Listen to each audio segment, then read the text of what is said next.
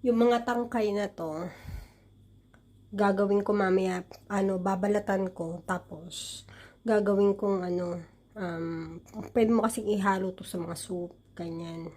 O kaya i-fry, parang finger food.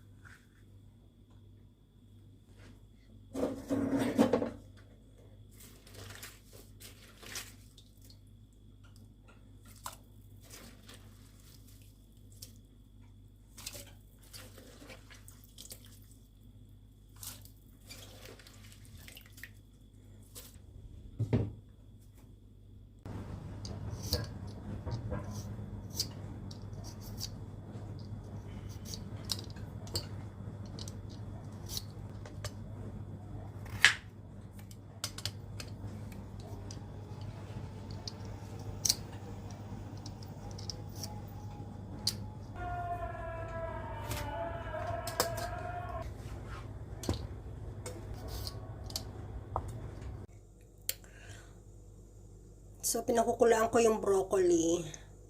Ayan. Mga ilang minutes lang.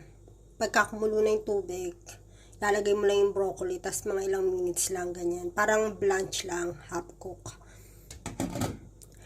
Tapos, ito, napakuluan ko na yung mga stem ng broccoli. Sayang din kasi.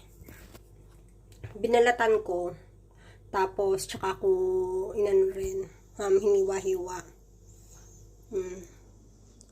So, ayan na. Marami pa ako ditong papakuluan, ganyan.